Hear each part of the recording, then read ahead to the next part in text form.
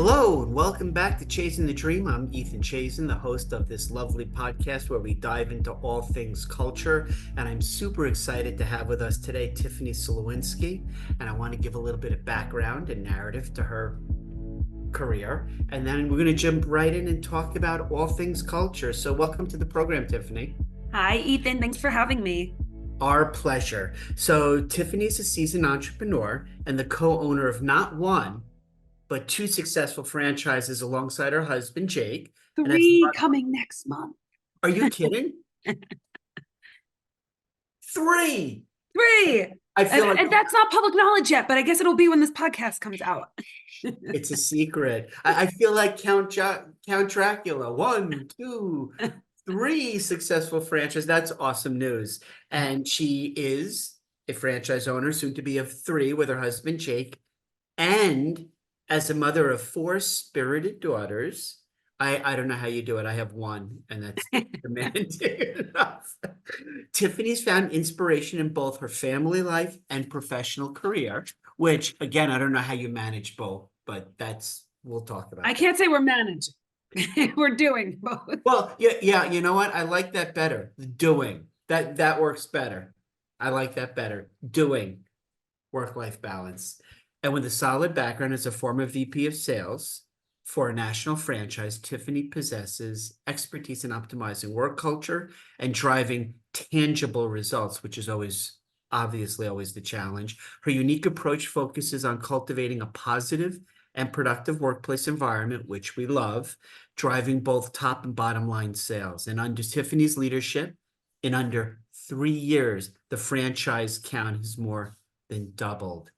Under the banner of Team Spark Advisors, hire, retain, empower best employers, Tiffany integrates a culture index, which we're going to dive into her consulting services.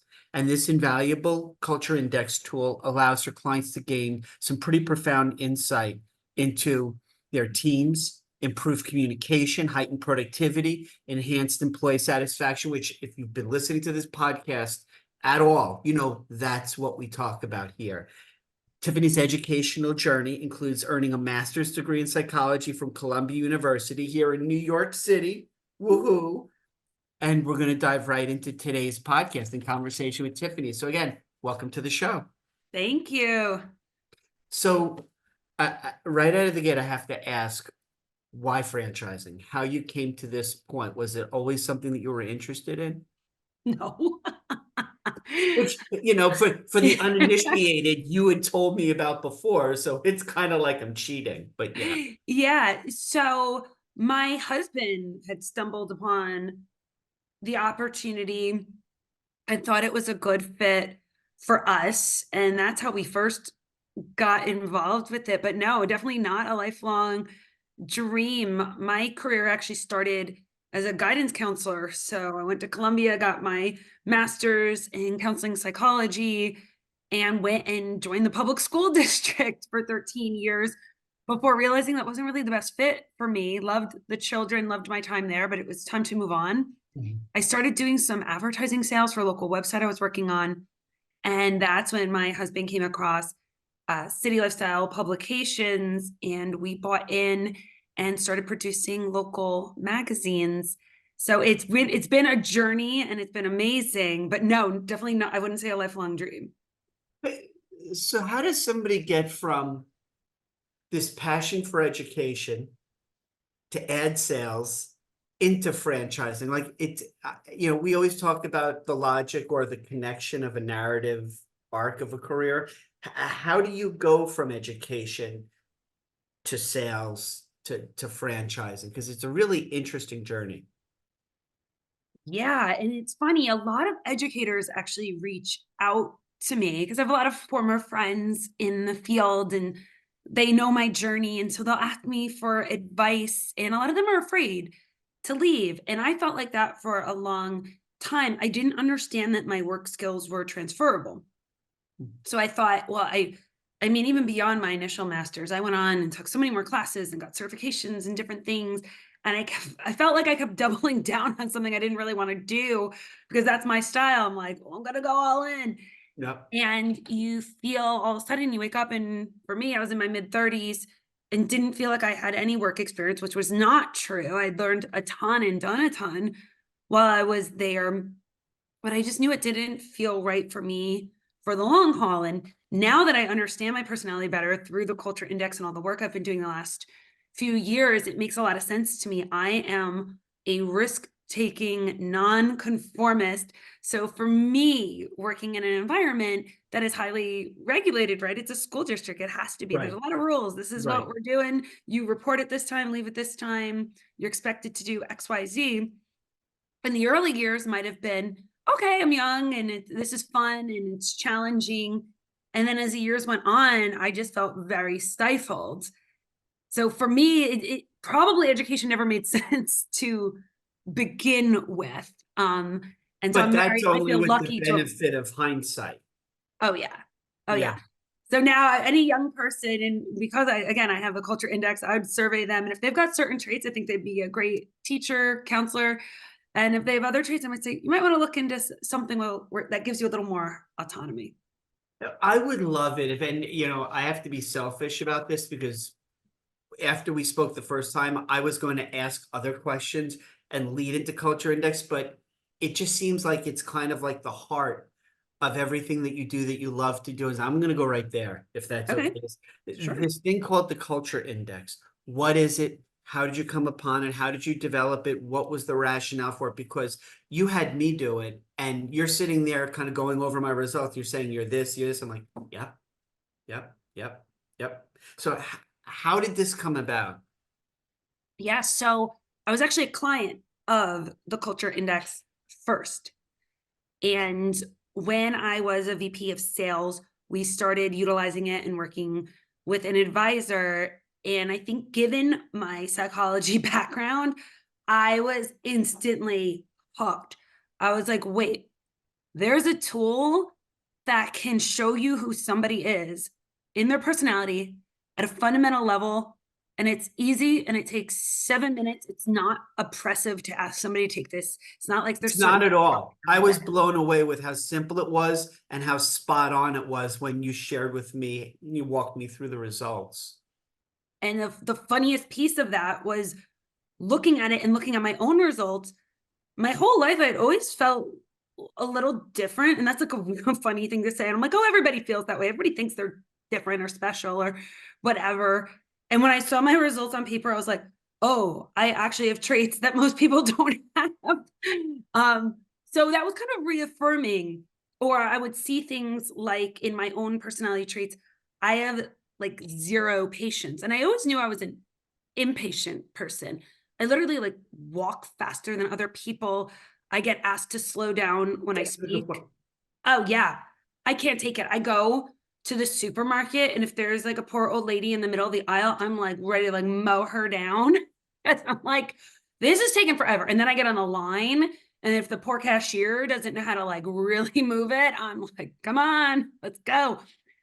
So yes, I knew I was impatient, but when I saw it on paper that I fall in the bottom 1% of humans on earth in patience, it was like, whoa, Mm. that's me explained. But it also led me to an understanding that that lack of patience, which is a huge downside to me, is also my greatest gift, because I can accomplish the work of two people in a day. I move fast, and so that's my motor. That's my energy. That's where I get things done. So it was just very fascinating to kind of learn about myself and then learn about the people around me as well. Yeah, and that's really what I was hoping we could also talk about because so as you're walking me through this culture index that you now apply in what you do for your clients, it was very clear as you walked me through my personality, my preferences on communication style. It was very logical because it matched things I knew about myself. But I guess my question for you, Tiffany, is so how do you take that on an individual level, right? And apply it with your clients in terms of interpersonal communication, conflict resolution, like appropriateness of hiring to fit culture. Like, how does that fun stuff get? Because to me, that's the exciting part about being able to build a great culture. Yeah.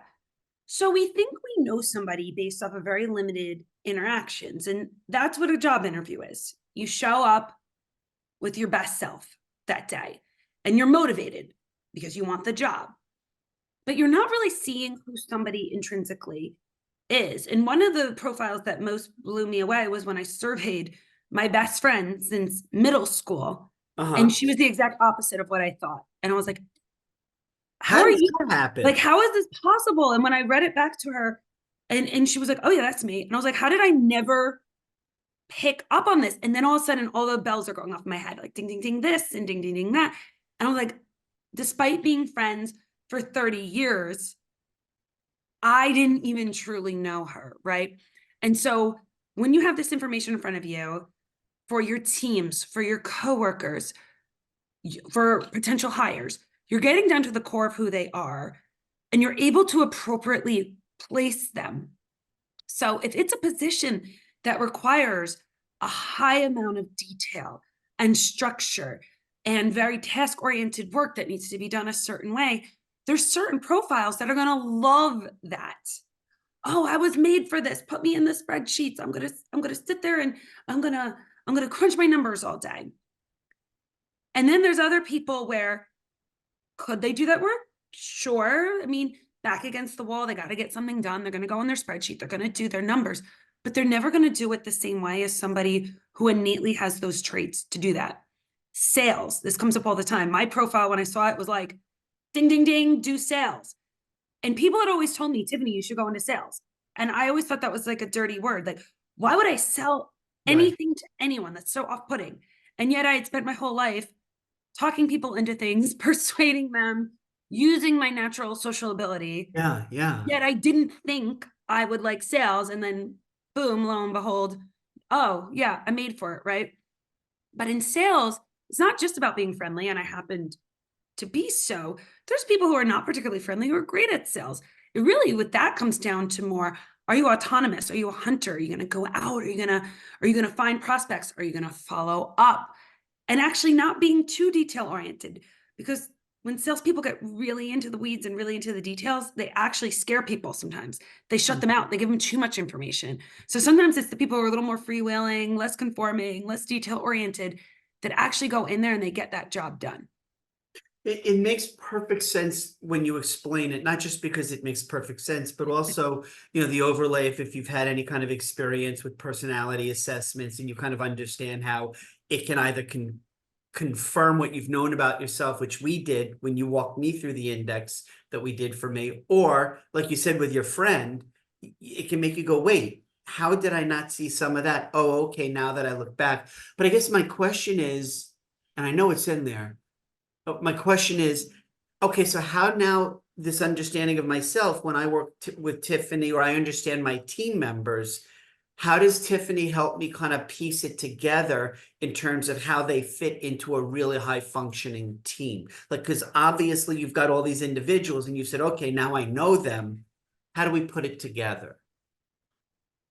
So I am a consultant. I come in and I work with a company. And so it's not just take a survey, do an hour call, and like, good luck, see you out there. Bye. Because there's implementation, right? Because we'll all learn things and go, that's fascinating. That's so interesting.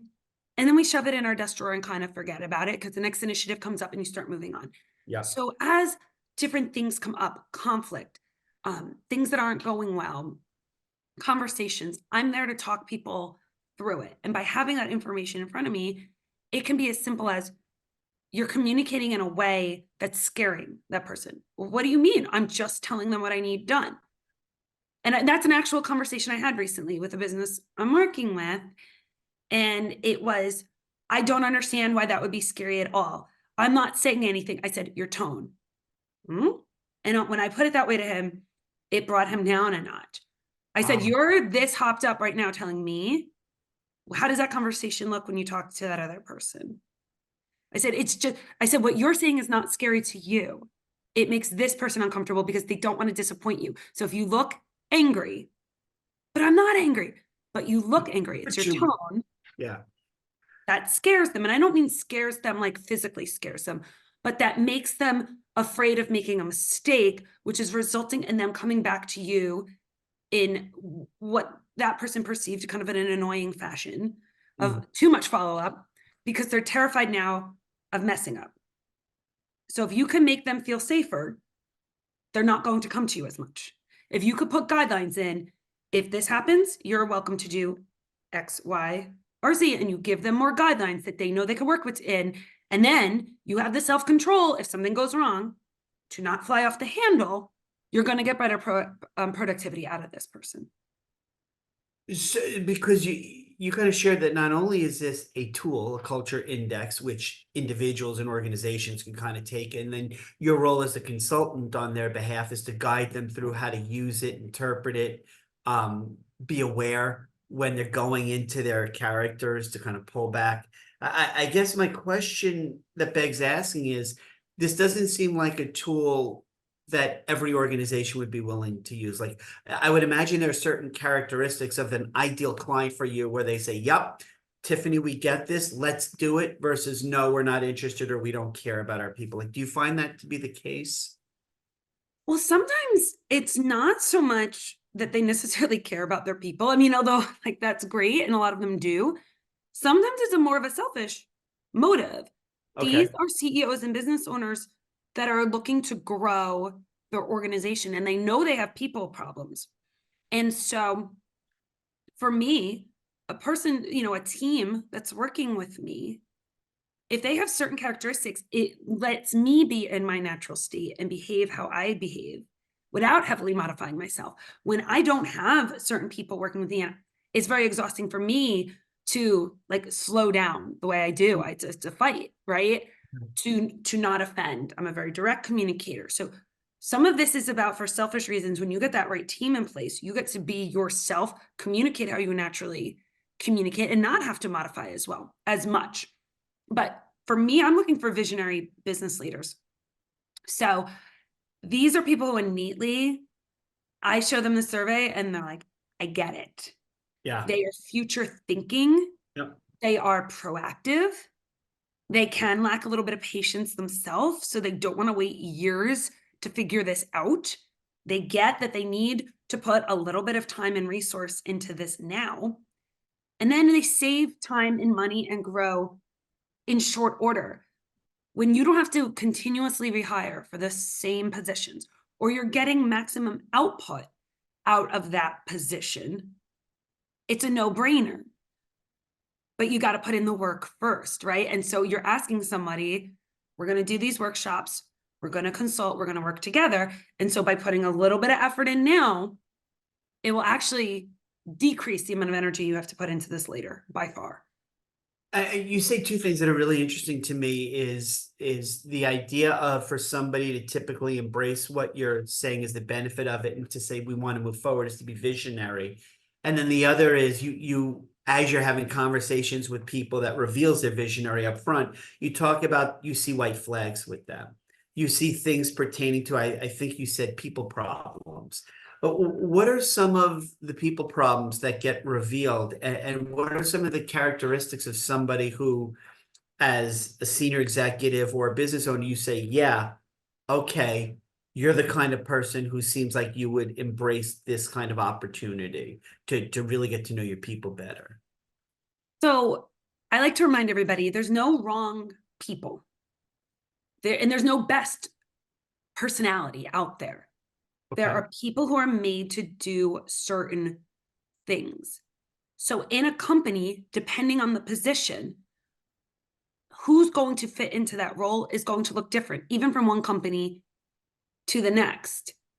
So Okay. it's not that there's necessarily a specific person they're looking for. Within that culture, there are different people who would fit in well and work well in that team. Often what's lacking at the executive leadership level is vision, is being proactive. So you have people who are risk averse, afraid to take action, and that winds up in a very major level halting growth. And often they'll go, well, we got this far, and now we're confused because we grew so much, and now Right. we've been stuck here for a while. And they're not sure how to get to that next level. And often it's some of the key players there don't have that vision, don't have that push through.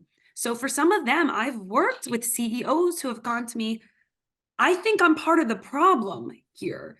And by having, They're willing to actually they're capable of identifying that through some of their work with you, that they say, aha, yeah, oh boy. because when they start to go through it and understand it, and they understand themselves, and if they care about their company, okay, maybe they're not a visionary, maybe they are risk averse, maybe they aren't pushing things forward, they don't have that momentum, but now they're self-aware, they want to grow. Who can we bring in alongside them? Who are other people on their team that can push that growth for them, because they know they're not going to be the one to be able to do it. And that takes a lot of self-awareness, Yeah, a yeah. willingness to look at themselves in the mirror.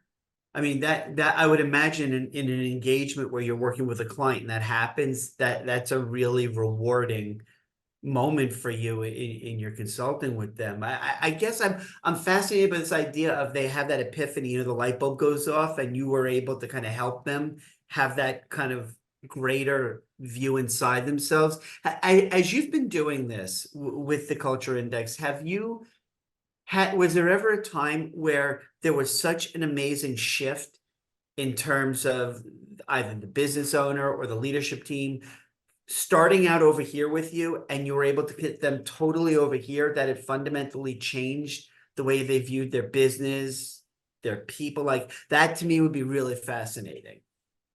Yeah, so when I come in and start working with a company, depending on what the team looks like, and that's why I have this information first, right? I already have their surveys in front of me. Some are afraid. They don't know what I'm going to What? say. They're afraid of who they are. They already maybe know maybe there's something that doesn't fit right, that's not working. They feel that. So they're nervous. And they might even initially push it off, like, I don't know if we need to do this kind of thing. Yeah. Because they have maybe a bit of imposter syndrome, or I'm going to be found out. And some people even take the survey and they'll try to manipulate it, and then they'll get back an avoidant response. And I'll say, please just take that again. But once we go through the workshop and training and ongoing conversation, they then see the light and they start to work towards it. So I've had people sit in workshops and you have to say certain things, that not everything is rosy, right? You're going through these traits and you're not trying to call anybody out in a specific way. I have a pretty good grace about me that I can say things without attacking somebody, without attacking their character. Because again, the things that are often the best about us are the worst about us, right? So everything, it's a double-edged sword with a lot of things. But through the process, you'll see somebody go from being highly defensive. They'll question everything in the beginning, or they'll push back, or, oh, yeah, what do you think you're going to find out on one survey? Blah, blah, blah. And all of a sudden they start to see the buy-in around the room, and they start to hear them. And you kind of see at a certain moment, like, okay, maybe there's something of value here. And then in individual conversations, because sometimes they don't want to speak up in front of a room, Right. that's when we can start doing some more of the work, because they'll open up more. They don't necessarily want to open up in front of their boss about something that's been going on. Is that a powerful tool for you in terms of, I want to say leverage because it's a negative connotation, but is that a powerful way for you to have a shift in mindset, maybe with the senior leadership team or an owner who's a little bit resistant to it? But then, as you said, you're in the room and people start kind of connecting dots and kind of seeing bigger picture and going, aha. Does that often kind of exert influence so that it shifts mindset with the senior leadership team? Because I would imagine that would be an effective tool for you, is to have So their it people depends. see it. Depends on the person. Some personalities are very heavily influenced by others at the table. Others don't care at all. They won't even notice how other people are feeling about things or thinking about things. But I know how to spot that.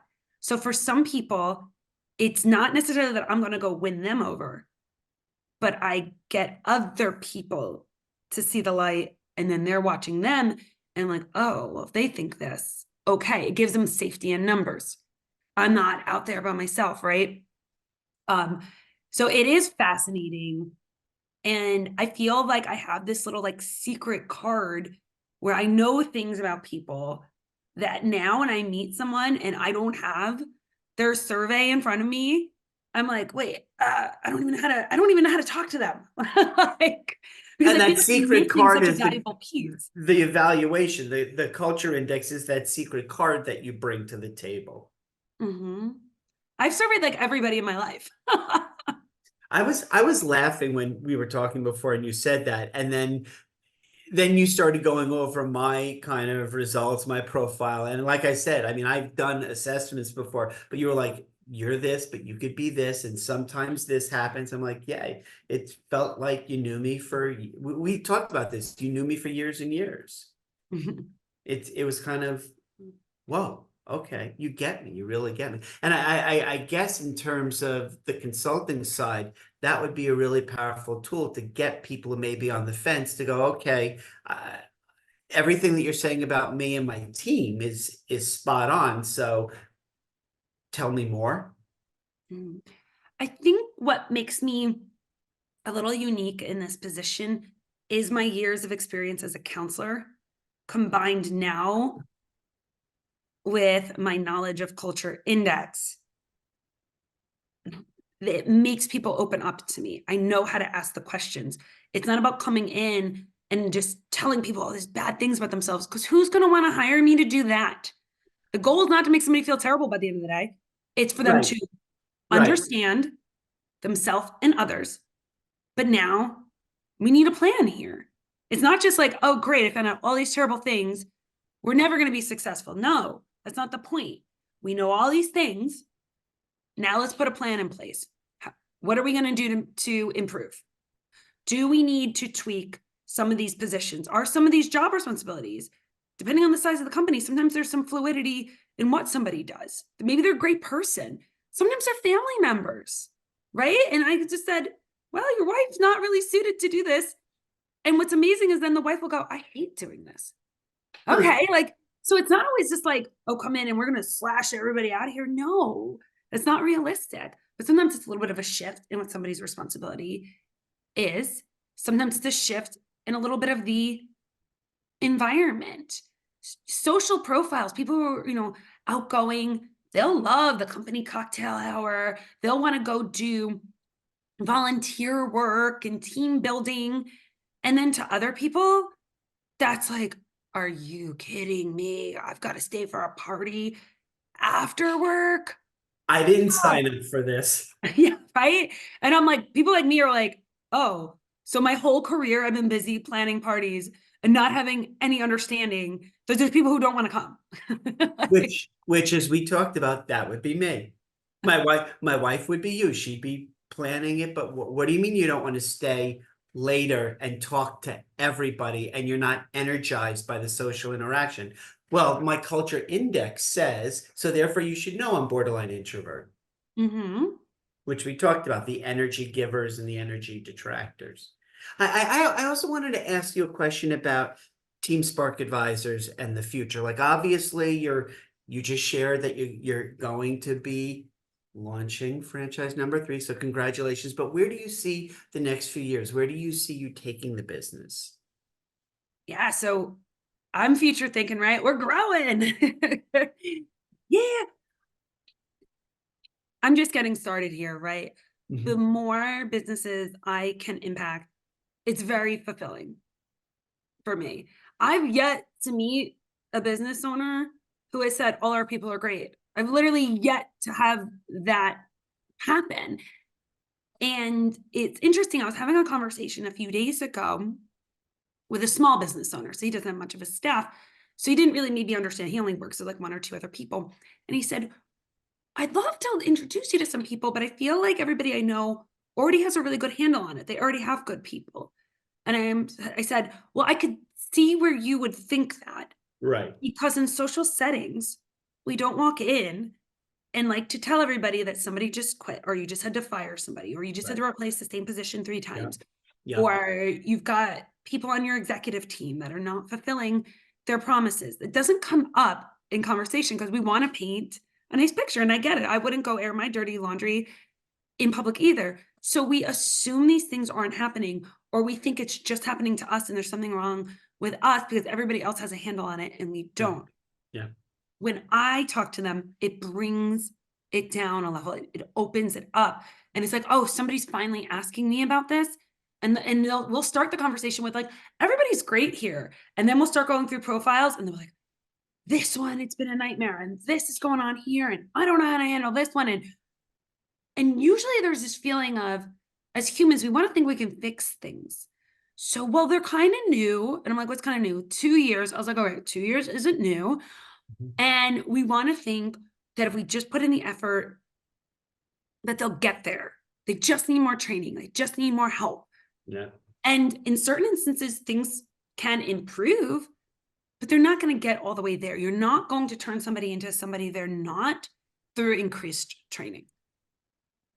So if somebody was at the point where they said, you know, Tiffany, I heard what you have to say, and we're at the point where we need to unstick, and we really could benefit from having some of the insight, because we really don't know if we looked at our people, who's where, and do we have the right people in the right roles? How would they get in touch with you and set up some time to kind of pick your brain? So you could go to teamsparkadvisors.com. Yep. My contact information's on there. And I'd be happy to just set up a 15-minute phone call with them, get some information, and see if there's something I could do to help. And by the way, all of your kind of contact information will be below. Down below. Just go to that information, because I know you're not below. going to remember it from what I just said. So you Team can email Spark me. Advisors. Yeah, go to my website. I'm on LinkedIn, Tiffany Lynn Slowinski. Find a way to contact me. It's a 15-minute conversation, or you could take my survey, get a little information about yourself. I don't see a downside in learning a little something about yourself today. And that's what I was going to also ask you, is the possibility of them completing the survey, because it's one thing for you to kind of explain the impact, the positive impact of it. It's another thing, what you did with me was to walk me through it and see how truly revealing it is. And especially areas, as you said, as a business owner, where you might be afraid to admit you don't know everything, or you're not sure what you don't know. It really shines a light. And I wanted to say thank you for coming on the show today and sharing this critically important information. It's about time that businesses and business owners are starting to take a look at themselves and the people around them and get to genuinely understand them. Thank you. And I really appreciate, Ethan, you allowing me to come on your podcast and giving me this platform today. Our pleasure. Our pleasure. So again, Tiffany Slowinski, Team Spark Advisors, and be sure to like the video, sign up for the channel, subscribe to the channel, and thanks, Tiffany, for coming on the program today. Thank you, Ethan.